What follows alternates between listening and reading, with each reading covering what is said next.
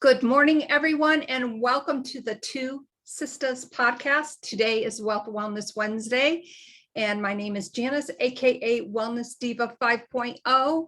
I'm sorry to say that Carol Sue will not be with us today, but hopefully she'll be back on again tomorrow. You know, at Two Sisters, we love chatting with guests about a variety of topics, and today is no different. And I just have a general question, and this is not just for women, we have a few men listeners out here, but do you suffer from stress, anxiety? Do you have immunity and sleep issues? I know I have some stress, anxiety, and sleep issues, probably immunity issues as well. But today, I am so excited to welcome our guest to the Two Sisters podcast family, Tsao Lin Moy. Welcome. We're so excited to have you on today. Thank you for having me. Oh, you're so welcome. Tsao, I know that you have a 20-year amazing background in alternative and Chinese medicine. And, you know, from being a former licensed massage therapist, I've learned, that's how I learned about alternative medicine and Chinese modalities. And I think when people hear that, they're kind of like, oh, okay, what is that? But there's so much truth. There's so much depth in alternative medicine. Can you enlighten all of us on, gosh, and this may be a very broad question, but on the benefits of kind of going the alternative route?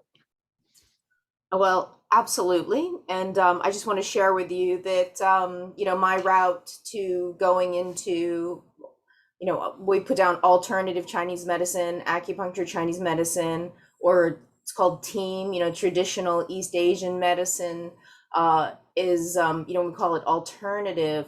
It's really the alternative to the Western model, right? Not kind of like so we look at it as like there's this point in health and in the health system that is the norm or the standard, and then we're going outside of that.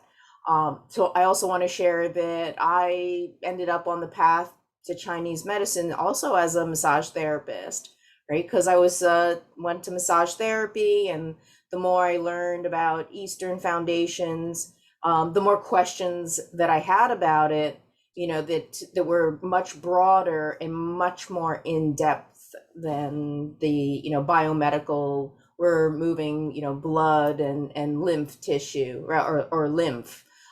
So the benefits are that these practices are thousands and thousands of years old. They are really based on the concept of cultivating health and wellness and longevity. And more recently, there is this term which is called health span. So we can call longevity, but we're really looking at living a longer and better life, not just, a longer life, right? We want to be active. And so the principles are, things like what you eat, your sleep, your exercise, your mind, what you think really matters, your environment, being connected to nature. One really key aspect is that mind-body connection. And in the Western science, you would call it interoception, that feeling your body and knowing what's going on in it. And by cultivating those practices that you are able to know, like, oh, I'm tired, or I need to sleep. And when you act on that, it actually helps you, to get healthier and support your immune system. So there are many different practices, or we call branches in Chinese medicine, that actually all support that. So including, massage therapy, we call it body work. There's acupuncture, right? There's herbal medicine, food therapy, exercise, internal art, which is like a qigong type thing where you're more mind body connection. Then we have things like feng shui, which is how you set your environment in connection to nature, that balance. And then also cosmology, which is astrology. So you kind of look, and that also ties into seasons, right? As we shift through the different seasons. And so this is really harmony, like overall balance and harmony. So besides the many benefits that one can obtain by maybe going that route versus the Western medicine route, I would think, and it's logical to me, that that obviously would be a better path in most instances, because I think and please correct me if I'm wrong, but you're the expert in this field, if you're feeling a certain way and, maybe you decide, okay, you need to go to the doctors and the doctor prescribes a medication. And I think, in my opinion, I think there's too much of that just prescribing, that traditional medicine is not getting to the root of the problem. Would you say that that is a fair and maybe accurate statement? Oh, it's very accurate. There's one, the Western model is very, it's a disease model. It's, I call it degenerative instead of regenerative, because, once you have it, it's like, okay, you're not going to get any better. Well, unless we give you some kind of pharmaceutical. It's very transactional. The idea that this equals that. The more Eastern medicine, you call it Chinese medicine or East Asian medicine, is about transformation and that your body heals itself. And really, it's a matter of consciousness that you bring to what you're doing. So food is medicine. You make choices about what you eat. So that means there's a mindfulness to it. There's an awareness. Oh, if I eat this, like maybe dairy or gluten or certain foods, and then you don't feel good, you make that connection. If you're mindful, you'll notice, oh, every time I eat this, I don't feel so good. And then you don't eat that.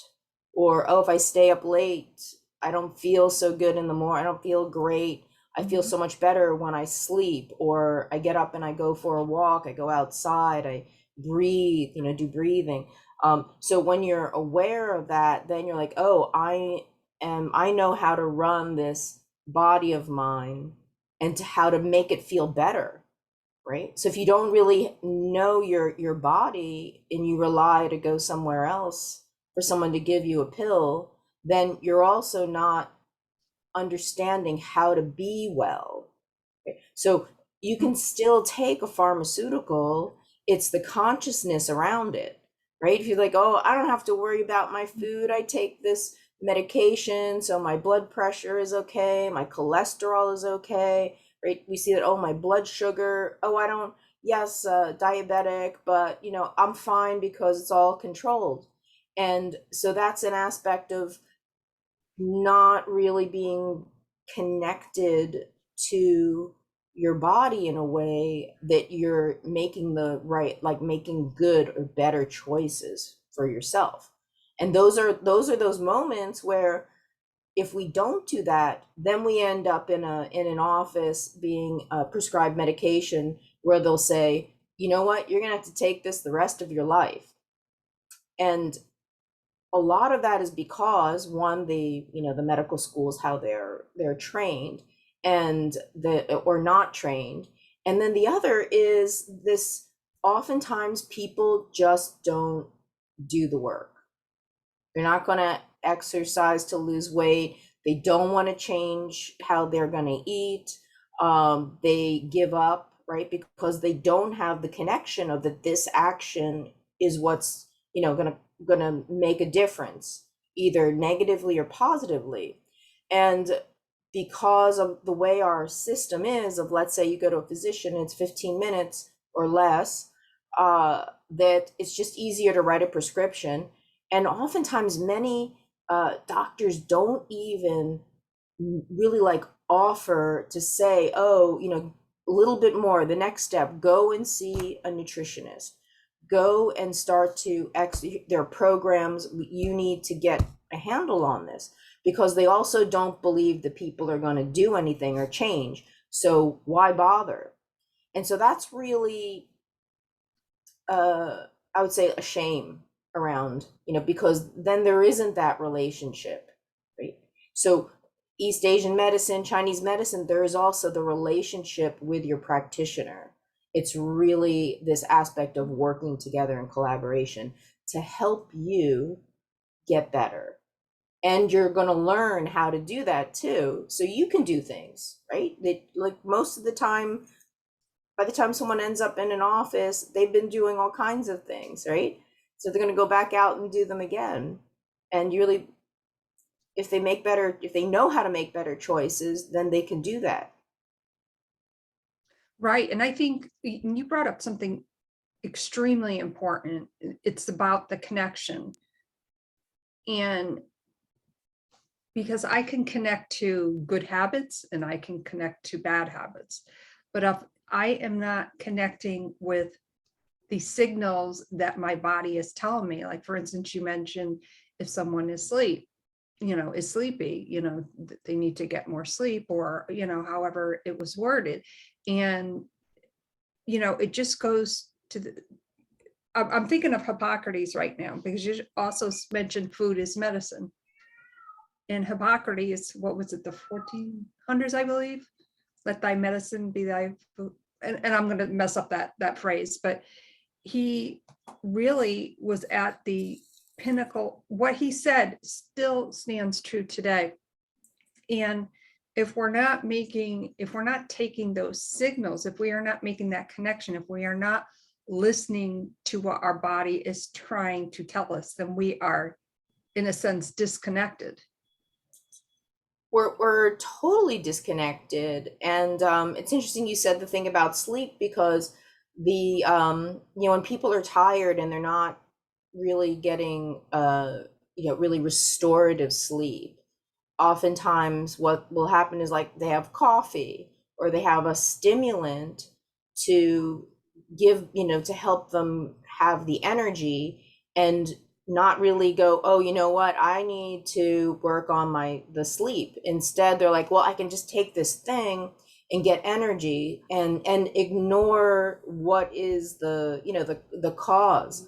So really, cause and effect is, people are not aware what is really the cause and effect. So being tired and sleepy is a symptom. It's a symptom of, behaviors. It's a symptom, could be the kinds of foods that someone's eating.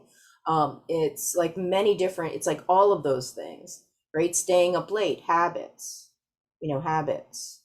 And that's something that, anybody who has suffered with insomnia or has a sleep problem, that it's really very tough when they get into that kind of chronic sleep problem, because they've got, like, different habits involved in there too. And then the frustration and the worry and the anxiety that, oh, I'm not going to sleep. And then that also feeds it as well. Yeah. And obviously I brought up sleep for a very specific reason. This past year, I've not slept well at all. And I think I may have mentioned this to you. And I am I've been in the process, what seems like months and months, of creating a very a healthier sleep routine. So in other words, making sure my devices aren't near me, that I'm not looking at the device, because we're, always on the computers all day long on our digital devices. And just taking those steps to change, because if we don't take those steps or recognize those steps, we can't change a habit. And I think sometimes we get into those routines because they are normal, even though they're bad. It's a normal behavior.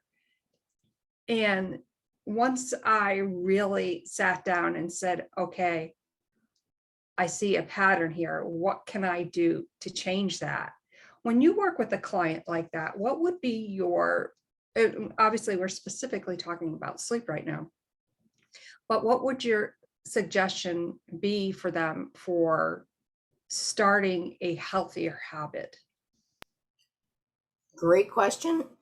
So there are a few things with the sleep. I mean, one, I'm looking at, their nervous system, and really when someone is not going to sleep when it's nighttime, then we're looking at, this is the yin and yang is out of balance, right? Because the time to really, it's not the number of hours, it's really also the time you go to sleep. And we know as the lights start to lower, that our brain starts to make the melatonin, which is known as the hormone of darkness. So this is very yin, if we're looking at the yin and the yang. And so this is like the time when your body really does start to make that hormone. You start to slow down. And if you ignore that, if you do that, then you're going up against a natural cycle, right? And then the same thing is, you're up during the daytime, you go out and you get some sunlight, get some vitamin D, right? And that also is mood lifting. And so there are a lot of it, like emotional aspects of it. So really, we're looking at the time going to sleep. Yes, the electronics need to be out of the room. Also, what we think about.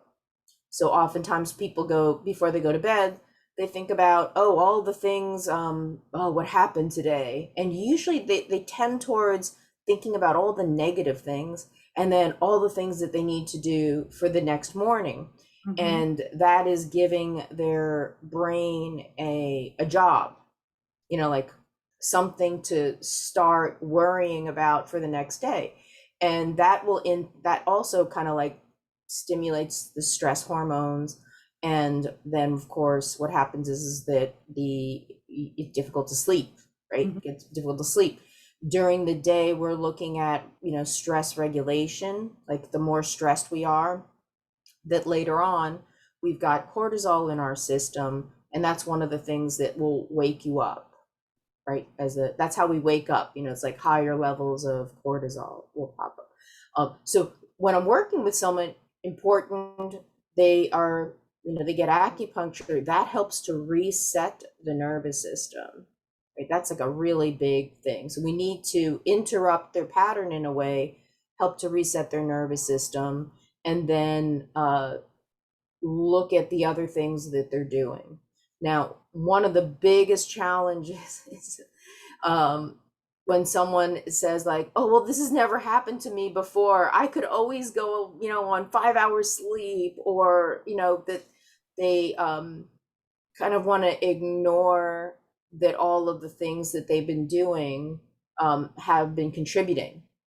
Also, certain foods can cause you to not sleep well, right? If you have inflammation, that's going to increase the body temperature, and that will also cause you to wake and have like a fitful sleep.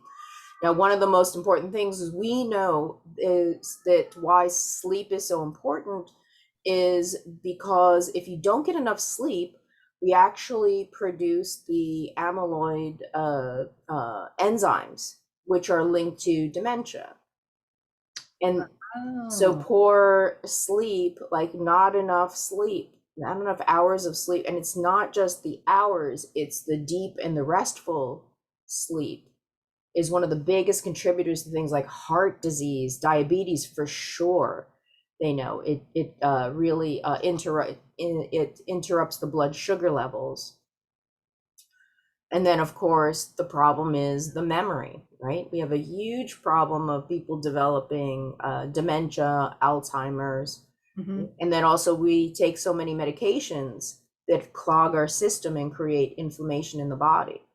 So there are a lot of, and also food. So mm-hmm. when I'm working with someone, I'm really like, we go through everything. And I like, those are actually those points where I look at, well, how's your sleep? How's your digestion?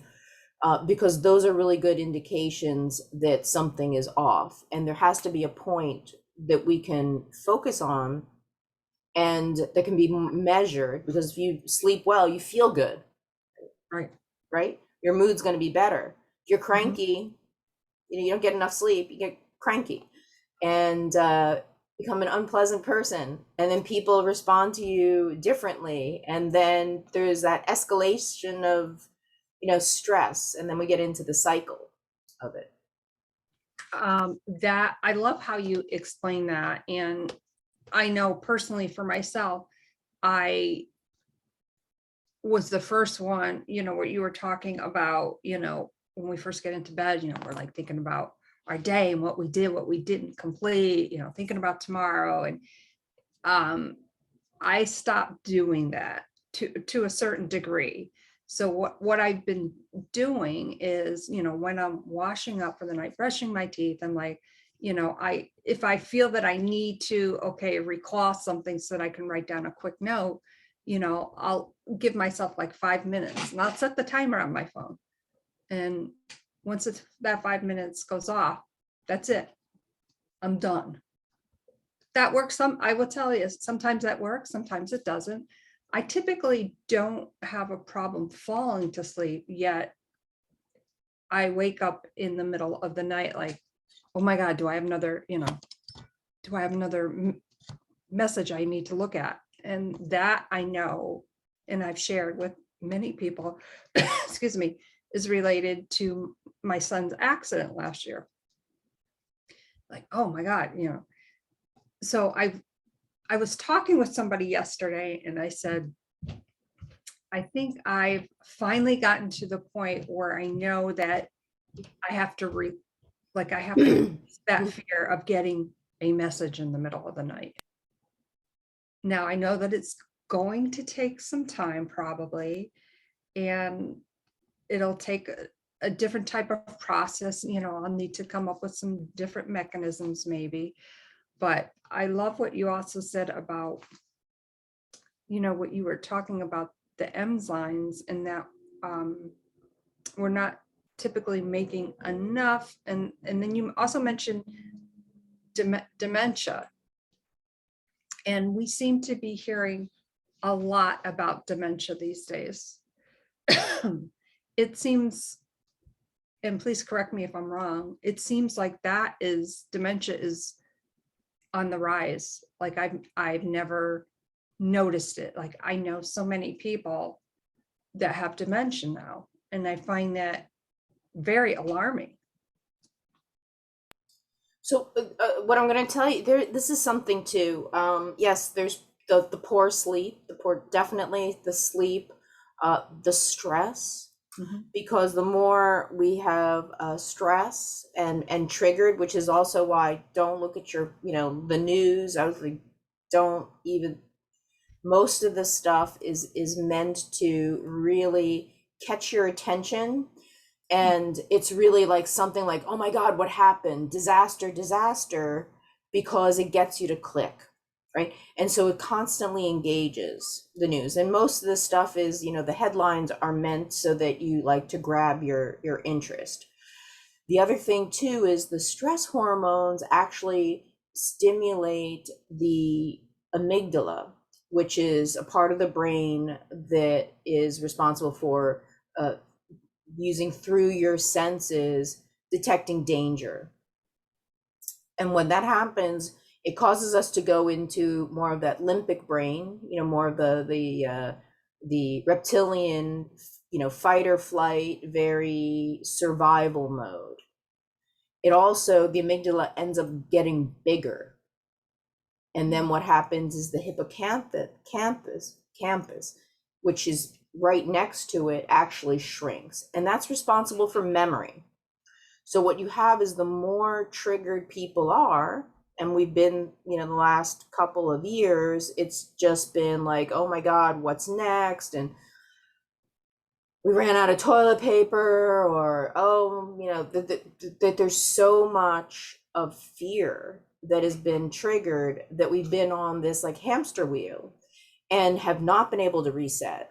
So you see more people having, major anxiety, and then what they're on is a lot of medication. And so lots of medication causes also inflammation in the body. They can't sleep, right? They can't sleep. In fact, a lot of those medications can actually, cause people to have suicidal thoughts. It can actually cause sleep problems, it can cause weight gain. Right? So there are many different side effects of that medication. So one of the things is really you got to get your nervous system in check. And so this is where we can have these situations where, okay, once we have a stress, we're stressed out. And then we also have, people have been traumatized. They have what they call PTSD, post-traumatic stress. So those are things that trigger. So one of the things that you said, like, oh, maybe your phone's going to ring in the middle of the night, and that can actually make you vigilant to your phone. That's a form of post-trauma, right? And that causes stress for you. So many people we're seeing have the symptoms. It's not just veterans, war veterans. It's people who've been through disasters. It could be from losing someone. It could be losing your job. It could be from watching too much of a particular news channel, which I won't mention. Right? Just like all of that. And so what we need to do is really to shift our nervous system so that then we're not always in that vigilant state. And so one of the things is breathing, because we're going to increase oxygenation into our body, right? To help. And so there's the 4-7-8 breathing, which is the 4 breaths in and you hold it for 7 seconds and then you slowly exhale. And that is a way to calm down the nervous system, and do that a few times every day, that you're actually able to shift it. And that's going to help, because otherwise every time your phone rings, if the thought is, oh my God, I need to look at it because it may be something terrible, then you're already there. You're already imagining the worst and living in a space that is not necessarily, the truth. Right? So a lot of us are all like thinking like, oh my gosh, what happens if this, or, oh, I want to go on vacation, but what happens at the airport, or, so we're so much in that state of alarm on a daily basis. We don't realize like that is going to also impact our sleep, right? Because we're in the state low grade worry all the time. Right. And that obviously describes me to a T with what I went through, the trauma with my son, and receiving that message at 2 a.m. in the morning. And as I was kind of journaling out yesterday, I'm like, whoa, okay. And actually yesterday was a year since his accident, but it was actually today at 2 a.m. in the morning is when I found out, which was craziness. But anyway, and by the way, everyone, he's okay. So I want to, I've mentioned that several times, and I'm blessed and grateful. But I think there comes a time, I'm glad, like I said, I've recognized it and now I'm working with it. Now I want to chat about the nervous system a little bit, because that is such an integral part to our overall well-being. And excuse me, I love the tip that you gave about the breathing, the 4-7-8. And I've often done that myself when I feel that anxiety when I've been traveling back and forth from Philly, which is a long drive. I want to talk more about that in the sense of, is that, I guess the question that I'm trying to ask is, whenever anybody has an issue, whether it's with sleep or other issues, health issues that they may be going through, the nervous system seems to be like, I want to say, on top of the tier of where to begin. I mean, it's definitely one, the nervous system is part of your auto-regulatory system, the autonomic nervous system. And so when we get stressed out, you could have, digestive problems. Some people get constipated, others, they get diarrhea, or their skin breaks out, or, their back, they end up like throwing their back out, or have nausea or headaches, like all of those things. And so we really need to look at, the nervous system, how that is, receiving signals from the outside and then interpreting them, and then there's a response. But also we have our thoughts that also trigger the nervous system, and then that also causes our body to respond to perceived danger or not. And so that's where we need to be mindful. So things like breathing, breathing is a form of meditation. So a lot of people think like, oh, breathing, I have to just sit still and try, and I can't. The more stressed out someone is, very hard for them to just be quiet and quiet their mind. So practices like Tai Chi or Qigong are ones where you're breathing, you're going through a set of movements similar to yoga. Really, yoga is moving meditation, and that helps to really rewire, because when we actually use our body, we are using our brain. We're like it's not like cut off. We're actually helping to shift ourselves out of an experience. And when you have that as a resource, and you do that every day, it's a way of stabilizing, right? So that's that's like one of the things that people need to do every day for themselves, right? And because that's a practice. And so you have that, you do that every morning, you're getting some breathing, and you're oxygenating. Sorry, I have a That's okay. I have here. dogs, no worries. He's just complaining. So what you're doing is, by doing those practices, you are helping to oxygenate your body.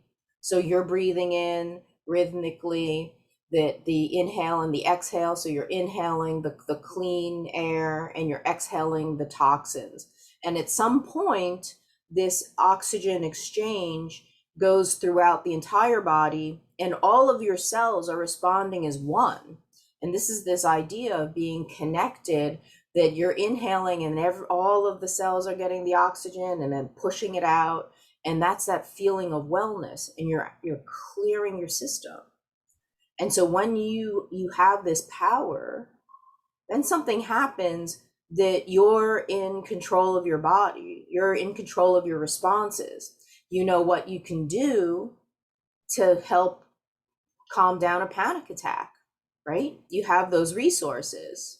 And so this is the idea of like creating, this is a practice. So you do something and create a habit, a little bit every day, that you're going to feel a lot better, and feel like, yes, I have control over certain things. And one of them is, how my body's going to respond. Oh my gosh, I love how you explain that. That makes so much sense to me. You know what you have to do to create a habit to calm yourself down. And this has been such an amazing conversation. I want to thank you so much for being here today. Can you share with our listeners and viewers how they can get a hold of you? Absolutely. Well, the easiest way to get a hold of me is probably to follow me on Instagram, and that is, at Integrative Healing Arts NYC. And there's a link tree in there that has also my, contact information. So I have a website too, but probably just easier, just jump on to Instagram And hit that little link in the bio. Yeah. That is fantastic. So I think I know the answer to this question already, but do you work with clients virtually? I do. It's of course, since we've been in a pandemic, I was, doing Zoom calls with my patients and supporting them as if they were in my office, just without the, acupuncture. I show them how to press certain points and different herbs, and also things with food. Was much more kind of I call it MacGyver, like, okay, let me see, what do you have in your kitchen? Okay, you can, use this stuff. Actually, you could do this, and you can. So yes, I do, and really on a individual basis in terms of time, et cetera. But yes, I do. That's wonderful to know. Folks, this has been such an amazing conversation. if you have the time, listen to this podcast from start to beginning. So many golden nuggets in such a short amount of time. Cho, I hope that you will do us the honor and come back and visit with us again soon, with Carol Suan, of course. Yes, absolutely. Absolutely. I would love to. And yeah, whatever the top, I mean, there's so many topics to cover. And yeah, that would be great. So Wonderful. grateful. Wonderful. Well, everyone, just a reminder before we sign off real quickly here, Carol Sue usually does this on Wealth Wellness Wednesday. Remember, it's not about the gift amount. It is about creating the ripple effect. Maybe you're going through the Dunkin' Donuts and you pay for the coffee for the guy behind you. Share your act of kindness in such a way where it spreads the ripple effect. Again, it's not about the dollar amount. It's about creating that healthy relationship and sharing the wealth in such a very poignant way. My name is Janis, aka Wellness Diva 5.0, and I was blessed to have on today our amazing guests. We hope you come back again soon. Again, please listen to this podcast. It is amazing and really contains so much great information. Thank you all so much, and we'll see you again real soon. Bye, everyone.